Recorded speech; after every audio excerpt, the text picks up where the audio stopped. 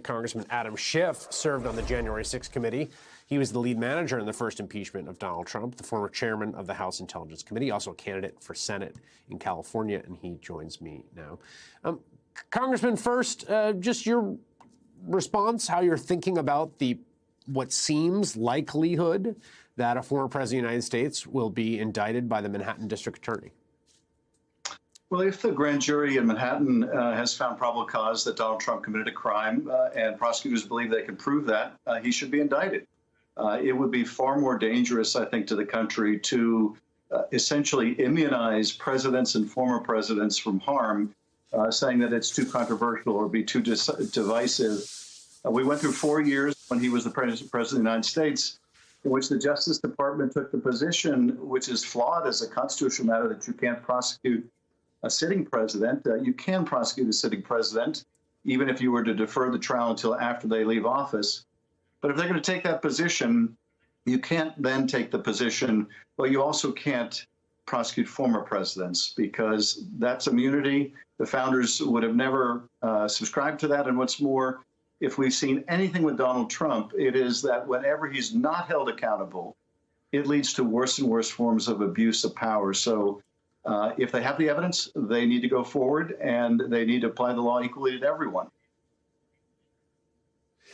Your colleagues in the House Republican caucus have decried this as politically motivated, as essentially a kind of retributive act, as an attempt to put their thumb on the scale of the 2024 election. Do you have any concerns about the political fallout about this, about making Donald Trump more of a martyr, about boosting his electoral chances?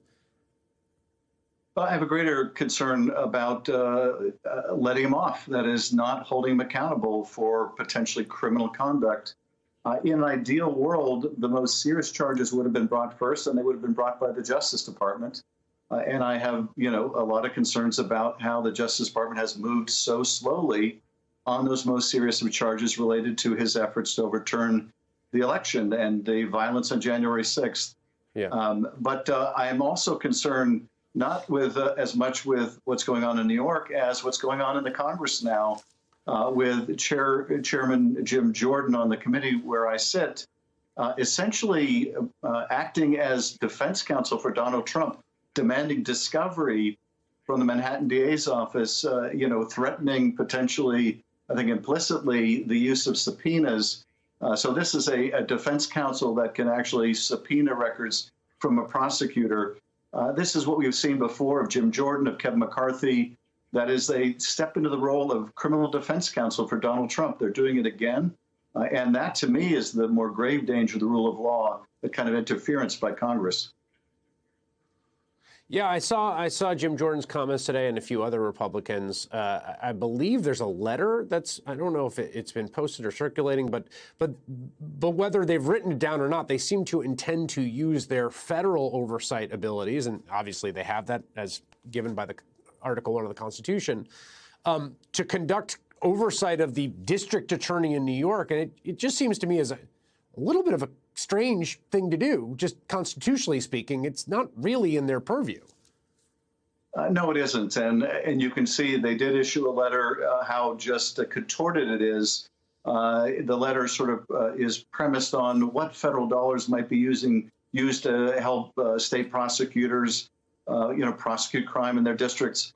It's clearly just trying to find some nexus they can use to interfere with the prosecution of their party's leader. It's as simple as that. It is using the Trump playbook once again, and that is when Trump gets into criminal trouble or abuses his office, they try to investigate the investigators. They try to discredit the investigation.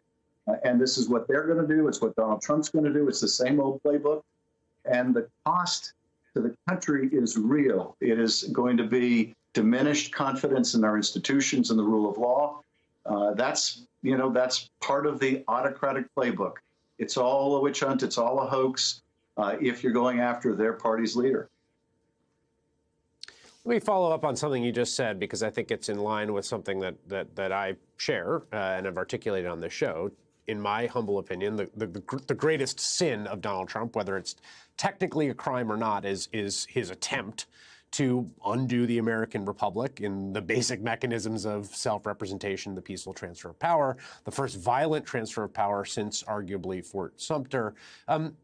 I'd like you to just say a little more about what you said about the Justice Department, because it does strike me as a little strange, the sort of mismatch between the gravity of what is alleged here, if in fact he's indicted, and the gravity of what, frankly, we all saw him do, and then the January 6th committee exposed vis-a-vis what happened in January of 2020.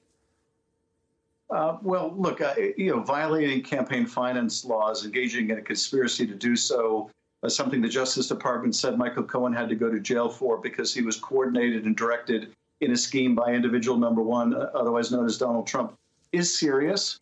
And certainly if the guy who is coordinated and directed needs to go to jail, then the guy who did the coordinating and directing should go to jail.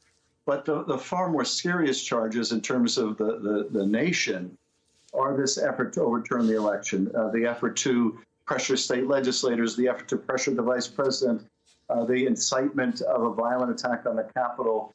That is far more significant. And it does beg the question, why in that most serious of offenses has the Justice Department taken so very long? I would agree with you that among the most destructive things of the last administration was this, this attack on our institutions and the transfer of power, but even more broadly, this relentless assault on the truth, this assault on fact was also so corrosive, and it continues. Pushing this George Soros conspiracy theory, starting with the premise that if their party leader is prosecuted by anyone, it has to be illegitimate. This attack on essentially truth and fact is also so destructive because if we don't have a shared experience as Americans, then how are we supposed to make policy decisions going forward? It just pushes us into political camps. And so I think that has also been super destructive, and you can see it reflected in both the vilification of Anthony Fauci, this person who symbolizes the factual inquiry and science and truth, and the election of George Santos, the embodiment of a party whose essentially ethic is that truth is for losers and suckers.